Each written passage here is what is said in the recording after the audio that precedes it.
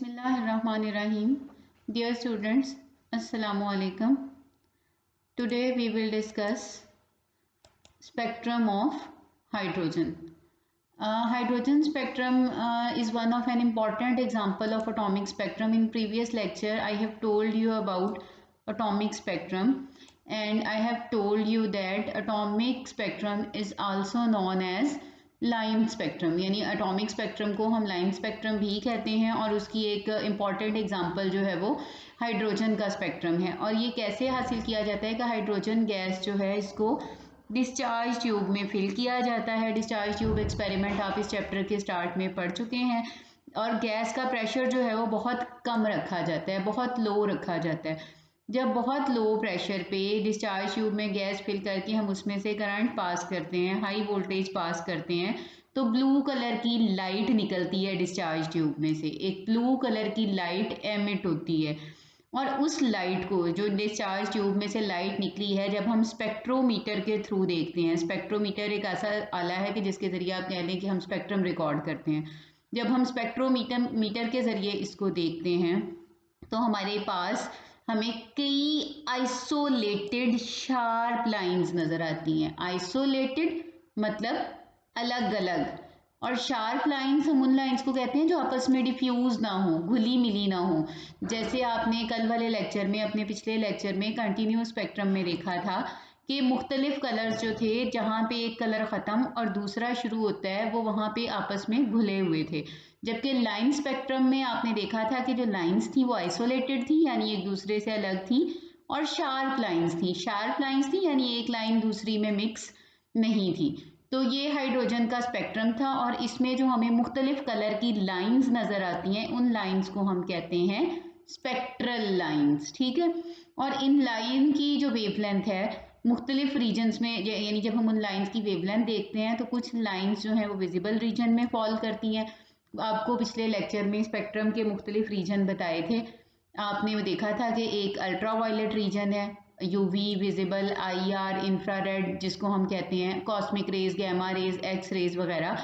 तो हाइड्रोजन के स्पेक्ट्रम में जो लाइंस हैं वो किस किस रीजन में फॉल करती हैं? कुछ लाइन विजिबल रीजन में फॉल करती हैं, कुछ लाइन जो है वो अल्ट्रा वायलेट रीजन में है, और कुछ इंफ्रारेड रीजन। यानी इन तीन रीजन्स में हाइड्रोजन के स्पेक्ट्रम की लाइंस मौजूद हैं। कुछ की वेवलेंथ जो है वो विजिबल रीजन आपको पता है 400 नैनोमीटर से 800 नैनोमीटर तक है। कुछ लाइन अल्ट्रा वायलेट रीजन में फॉल करती हैं। अल्ट्रा वायलेट रीजन जो है वो बिलो विजिबल है, विजिबल से नीचे, यानी 400 से नीचे। और इंफ्रारेड जो है वो 750 या 800 नैनोमीटर से अबव वाला रीजन है। इसके अलावा जो बाकी स्पेक्ट्रम के रीजन है, जैसे माइक्रोवेव, रेडियो फ्रिक्वेंसी या गैमा रेज, एक्स रेज वगैरह, हाइड्रोजन के स्पेक्ट्रम में कोई लाइन उस रीजन में मौजूद नहीं है। हाइड्रोजन के जो स्पेक्ट्रम है उसमें सिर्फ 3 रीजन्स में लाइन मौजूद है, और वो 3 रीजन्स कौन कौन से हैं? Visible region, infrared region and ultraviolet region. अब अगर गौर से हाइड्रोजन के स्पेक्ट्रम को देखें तो लगता है कि ये स्पेक्ट्रम में जो लाइंस हैं वो ऐसे अलग अलग नहीं है, बल्कि ये बाकायदा ग्रुप्स की शक्ल में मौजूद हैं। ठीक है। यानी इस तरह से आप कह सकते हैं कि पहले ऐसे लाइंस का एक ग्रुप ऐसे क्लोजली स्पेड, फिर कुछ डिस्टेंस दे के लाइंस का दूसरा ग्रुप, इसी तरह फिर कुछ फासले से लाइंस का तीसरा ग्रुप, एंड सो ऑन। इस तरह जब हाइड्रोजन के स्पेक्ट्रम को गौर से देखा गया तो उसमें मौजूद जो टोटल लाइंस थी उनको 5 सब ग्रुप में क्लासिफाई किया जा सकता है, और उन 5 सब ग्रुप्स को हम कहते हैं स्पेक्ट्रल सीरीज। ठीक है। हाइड्रोजन के ग्रुप में टोटल जो लाइनें हैं उनको 5 ग्रुप्स में तकसीम कर दिया गया है, और उन ग्रुप्स को हम क्या कहते हैं? Spectral series. हर लाइन को हम कहते हैं स्पेक्ट्रल लाइन, और स्पेक्ट्रल लाइंस का जो एक ग्रुप आ जाता है उसको हम कहते हैं स्पेक्ट्रल सीरीज। तो इस तरह से 5 स्पेक्ट्रल सीरीज जो हैं वो हाइड्रोजन के स्पेक्ट्रम में मौजूद हैं, और उनके नाम जो हैं ये नीचे दिए हुए हैं। और इनके नाम किस पे रखे गए हैं? उनके डिस्कवरर के नाम पे, यानी उस बंदे के नाम पे, उस साइंटिस्ट के नाम पे जिसने उनको डिस्कवर किया।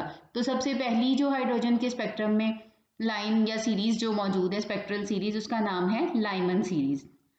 सीरीज का नाम है लाइमन, यानी पहली लाइंस का जो ग्रुप है उसको कह दिया लाइमन सीरीज। अब लाइमन क्या है? लाइमन उस साइंटिस्ट का नाम है जिसने ये सीरीज डिस्कवर की थी।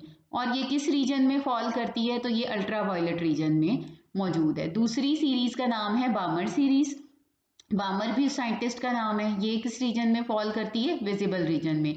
तीसरी जो है पैस्चन सीरीज है, ये आईआर रीजन में फॉल करती है। चौथी जो है ब्रैकेट सीरीज है, ये भी आईआर रीजन में फॉल करती है। Last one is fund series, ये भी आईआर रीजन में फॉल करती है। यानी 3 सीरीज आईआर रीजन में है और एक जो है विजिबल रीजन में है और एक अल्ट्रा वायलेट रीजन में है।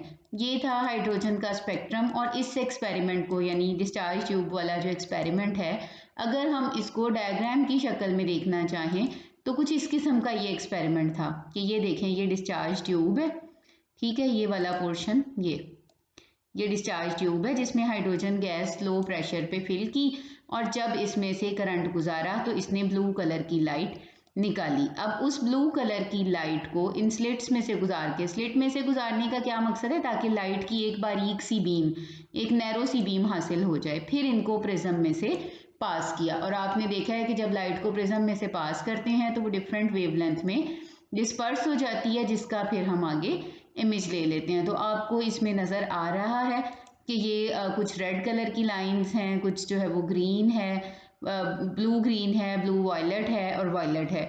ये वो सारे रीजन्स हैं जो कि हमें नज़र आते हैं, यानी ये विजिबल रीजन है, विजिबल रीजन जो कि हमारी बामर सीरीज़ है। बाकी जो रीजन्स हैं वो नज़र नहीं आते, यानी उसमें कलर्स नज़र नहीं आते। अगर उसका हम स्पेक्ट्रम देखें तो सिर्फ एक ब्राइट लाइन नज़र आती है, रंग नज़र उसमें नहीं आते। तो ये था हाइड्रोजन का स्पेक्ट्रम किस तरह से जो है वो लिया जाता है। अच्छा, उसके बाद जो है ये हाइड्रोजन का स्पेक्ट्रम आपके पास आ गया। नेक्स्ट आप देखें कि इसमें जो सीरीज, पहली 2 सीरीज, फर्स्ट 4 सीरीज जो हैं, पहली 4 सीरीज कौन सी हैं, ये वाली लाइमन सीरीज से लेकर ब्रैकेट सीरीज तक, ये पहली 4 सीरीज जो हैं ये बोहर्स एटॉमिक मॉडल से पहले ही डिस्कवर हो चुकी थी। यानी अभी बोहर एटॉमिक मॉडल पेश नहीं किया गया था, उससे पहले ही साइंटिस्ट जो हैं ये सीरीज डिस्कवर कर चुके थे। और इनमें जो मुख्तलिफ लाइंस मौजूद हैं, जैसे लाइमन सीरीज की लाइन, पहली लाइन, दूसरी लाइन, तीसरी लाइन, चौथी लाइन, इन तमाम के वेव नंबर भी कैलकुलेट किए जा चुके थे और वो यहाँ नीचे टेबल में मौजूद है। वेव नंबर हम किसको कहते हैं, तो अगर आपको याद हो तो मैं आपको पहले ही एक लेक्चर में बता चुकी हूँ कि 1 सेंटीमीटर डिस्टेंस में या 1 मीटर डिस्टेंस में, यानी कोई भी जो यूनिट डिस्टेंस है उसमें जो नंबर ऑफ वेव्स होती हैं, जो वेव्स की तादाद होती है, उसको हम कहते हैं वेव नंबर। जैसे फर्ज करें कि ये आपका 1 मीटर डिस्टेंस है सपोज, तो इसमें आप वेव्स में देखें, ये वेव्स हैं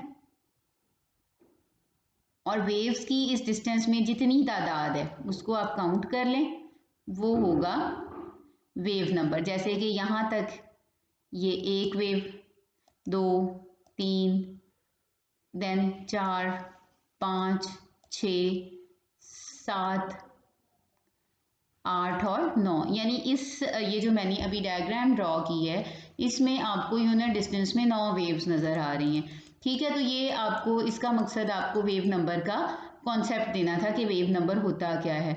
तो लाइमन सीरीज जो है उसका अगर आप टेबल में देखें तो वेव नंबर जो है वो कहाँ से स्टार्ट हो रहा है कि लाइमन सीरीज की पहली लाइन जो है उसका वेव नंबर है 82.20 इंटू 10⁵5, यानी 1 मीटर में इस तादाद में वेव्स मौजूद हैं। सेकंड वेव जो है, सेकंड लाइन का वेव नंबर ये है, यानी सेकंड लाइन में 1 मीटर में इतनी वेव्स मौजूद हैं। इसी तरह से ये थर्ड लाइन का वेव नंबर है, ये फोर्थ का वेव नंबर है। ये लाइमन सीरीज की पहली लाइन, दूसरी लाइन, तीसरी लाइन, चौथी लाइन, 5वीं लाइन, छठी लाइन, इन सारी लाइंस के वेव नंबर्स इसमें दिए हुए हैं। अच्छा, लाइमन सीरीज के बाद अब अगर हम आगे आएँ तो आगे आपको बामर सीरीज की मुख्तलिफ लाइंस के वेव नंबर दिए हुए हैं।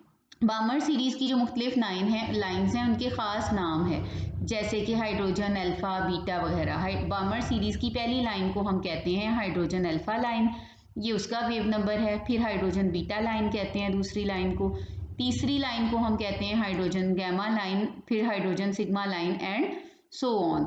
अच्छा, एक बात आप और नोट करें कि लाइमन सीरीज से जब हम बामर सीरीज पे आए हैं, लाइमन सीरीज के वेव नंबर ज़्यादा हैं बामर सीरीज के वेव नंबर लाइमन सीरीज से। इसी तरह आप जब बामर सीरीज से नेक्स्ट सीरीज पे जाएंगे तो वेव नंबर और कम होता जाएगा।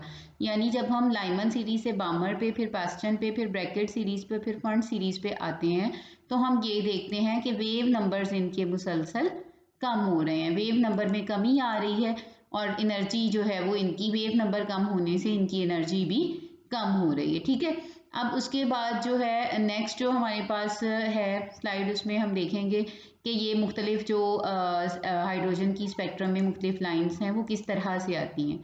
ठीक है, उनका क्या ओरिजिन है, ये आपने बल्कि मुझसे क्वेश्चन भी किया था कि लाइन स्पेक्ट्रम का ओरिजिन क्या होता है। तो हाइड्रोजन स्पेक्ट्रम का ओरिजिन जो है यही असल में, क्योंकि हाइड्रोजन का स्पेक्ट्रम लाइन स्पेक्ट्रम है तो यही लाइन स्पेक्ट्रम का ओरिजिन है। आपको पता है कि बोहर्स थ्योरी आपने की हुई है, बोहर्स का एटॉमिक मॉडल आपने किया हुआ है, उसके मुताबिक आप जानते हैं कि सेंटर में न्यूक्लियस होता है, न्यूक्लियस के गिर्द मुख्तलिफ ऑर्बिट्स होते हैं और इलेक्ट्रॉन जो है वो किसी ना किसी फिक्स ऑर्बिट में रिवॉल्व कर रहा होता है। और आपने ये पढ़ रखा है कि जब तक इलेक्ट्रॉन जो है वो अपने ऑर्बिट में रहता है, हर इलेक्ट्रॉन की एक मखसूस ऑर्बिट है और मखसूस एनर्जी है, जब तक इलेक्ट्रॉन अपने ऑर्बिट में रहता है वो ना तो एनर्जी एब्जॉर्ब करता है ना ही एमिट करता है। लेकिन क्या होता है कि जब हम हाइड्रोजन गैस को हीट करते हैं या फिर उसमें से करंट पास करते हैं, जैसे पीछे एक्सपेरिमेंट में आपने देखा कि हमने करंट पास किया था, करंट डिस्चार्ज, तो क्या होता है कि इलेक्ट्रॉन हीट से या करंट से एनर्जी एब्जॉर्ब करता है। ठीक है, और किसी कम एनर्जी वाले ऑर्बिट से एनर्जी एब्जॉर्ब करके ज़्यादा एनर्जी वाले ऑर्बिट में चला जाता है, इसमें जा सकता है, इसमें जा सकता है, इससे हायर ऑर्बिट्स में जा सकता है एंड सो ऑन। यानी इलेक्ट्रॉन जो है it moves from lower orbit to higher, कम एनर्जी वाले ऑर्बिट से ज़्यादा एनर्जी वाले ऑर्बिट में चला जाता है। कैसे चला जाता है? एनर्जी एब्जॉर्ब करके। एनर्जी कहाँ से आती है? इलेक्ट्रिक डिस्चार्ज से आती है या फिर हीट से, फ्लेम से आती है। ठीक है, और जब ये एक ऑर्बिट से दूसरे ऑर्बिट में जाता है तो ये कितनी एनर्जी एब्जॉर्ब करता है? वो एक पर्टिकुलर वेवलेंथ है, एक मखसूस वेवलेंथ है। जितना दोनों ऑर्बिट में एनर्जी का डिफरेंस होगा, दोनों में एनर्जी के डिफरेंस को हम कहते हैं डेल्टा ई। जितना एनर्जी का डिफरेंस होगा उसी वेवलेंथ की लाइट जो है वो इलेक्ट्रॉन एब्जॉर्ब करेगा। अब जाहिर है इलेक्ट्रॉन ने एनर्जी एब्जॉर्ब की, ये हायर एनर्जी और लेवल पे चला गया, हायर ऑर्बिट में चला गया, फर्ज करें कि यहाँ चला गया या यहाँ आ गया, तो इलेक्ट्रॉन यहाँ पे स्टेबल नहीं होता, फाइनली ये वापस अपने लेवल पे फॉल करता है, वापस अपने ऑर्बिट में आता है। और जब ये वापस अपने ऑर्बिट में आता है तो उस वक्त ये एनर्जी खारिज करता है, और वो एनर्जी खारिज किस शक्ल में होती है? रेडिएशन की शक्ल में। ठीक है, जो एनर्जी इलेक्ट्रॉन एमिट करता है या खारिज करता है या रिलीज करता है वो रेडिएशन की फॉर्म में होती है, और उस रेडिएशन की पर्टिकुलर वेवलेंथ होती है, ख़ास वेवलेंथ होती है। और जब हम उसको स्पेक्ट्रम में देखते हैं तो हमारे पास ब्राइट लाइन की शक्ल में नज़र आता है। ठीक है, अब वो ब्राइट लाइन जो है अगर वो यूवी विजिबल वगैरह रीजन में है तो हमें ब्राइट लाइन नज़र आएगी यूवी रीजन में, अगर वो विजिबल रीजन में है तो हमें कलर्ड लाइंस नज़र आएंगी। इस तरह से लाइन स्पेक्ट्रम बनता है। यानी इलेक्ट्रॉन एनर्जी एब्जॉर्ब करते हैं, एनर्जी एब्जॉर्ब करके हायर लेवल पे, हायर ऑर्बिट में चले जाते हैं, वहाँ से जब इलेक्ट्रॉन वापस लोअर ऑर्बिट्स में आते हैं तो एनर्जी रिलीज करते हैं, और वो एनर्जी लाइट की शक्ल में रिलीज करते हैं। उस लाइट का स्पेक्ट्रम जो है उसको हम कहते हैं स्पेक्ट्रम ऑफ हाइड्रोजन। ठीक है, ये थी हमारे पास origin of line spectrum. Line spectrum ऐसे ओरिजिनेट होता है। ठीक है, अब आप नेक्स्ट में देखें कि जो स्पेक्ट्रल लाइंस हैं, लाइमन सीरीज जो सबसे पहली है उसकी लाइंस कब बनती हैं? कि जब electron n1 is equal to 1, यानी किसी भी हायर ऑर्बिट से, ज़्यादा एनर्जी वाले जो ऑर्बिट्स हैं, सेकेंड ऑर्बिट से, थर्ड से, फोर्थ से, इन तमाम ऑर्बिट से जब इलेक्ट्रॉन है वो फर्स्ट ऑर्बिट यानी n1 पे आता है, किससे आएगा?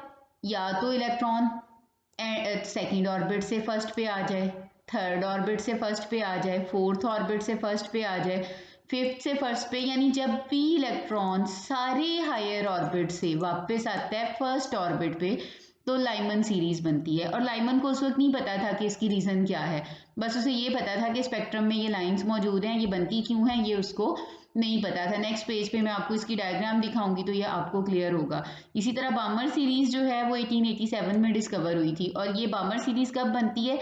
जब इलेक्ट्रॉन तमाम हायर ऑर्बिट से नीचे आए किस पे, सेकंड ऑर्बिट पे, ठीक है, सेकंड पे आए। कहाँ से सेकंड पे आए, इलेक्ट्रॉन जो है वो तीसरे ऑर्बिट से भी सेकंड पे आ सकता है, वो चौथे ऑर्बिट से भी सेकंड पे आ सकता है, वो पांचवें से भी आ सकता है, वो छठे से भी। यानी जब इलेक्ट्रॉन तमाम हायर ऑर्बिट तीसरे चौथे पांचवें छठे से सेकंड ऑर्बिट पे आके रुकता है तो हमारे पास बामर सीरीज बनती है। जब तमाम हायर ऑर्बिट से फर्स्ट पे आके गिरता है तो लाइमन सीरीज बनती है। जब तमाम हायर ऑर्बिट से सेकंड पे आके गिरता है तो बामर सीरीज बनती है। और इसको आप इस डायग्राम में जो है ना एक्सप्लेन किया गया है। ये आपके एनर्जी शेल्स दिखाए गए हैं।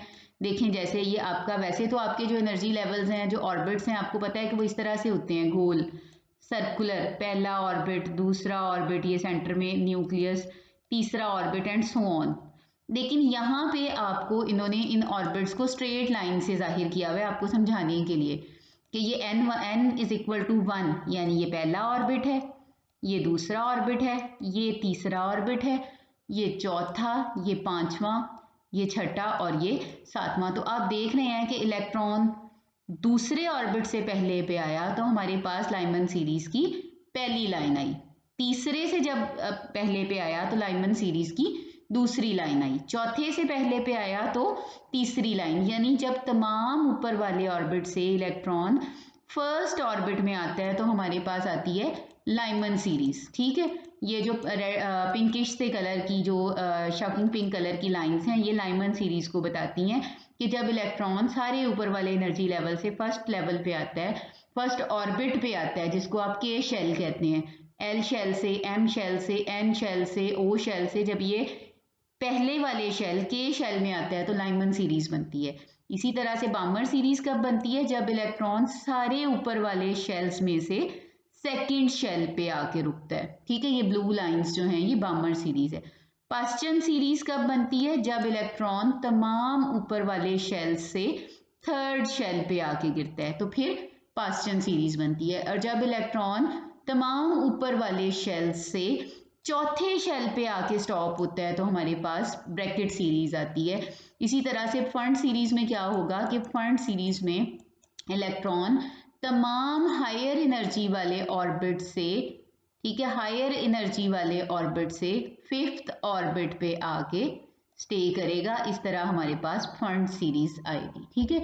ये थी हमारे पास इलेक्ट्रॉनिक ट्रांजिशन, यानी इलेक्ट्रॉन किस लेवल से किस में आता है तो हमारे पास लाइमन सीरीज आती है, किस लेवल से किस में आता है तो बामर सीरीज आती है, किस लेवल से किस में आता है तो पास्चन सीरीज आती है, and so on. Hope so आपको जो ये कॉन्सेप्ट है हाइड्रोजन स्पेक्ट्रम का ये क्लियर हो गया होगा। अब इन लाइंस का फर्दर जो वेव नंबर है और एनर्जी कैलकुलेट करने की इक्वेशन हम नेक्स्ट लेक्चर में करेंगे। तब तक के लिए अल्लाह हाफिज, थैंक यू।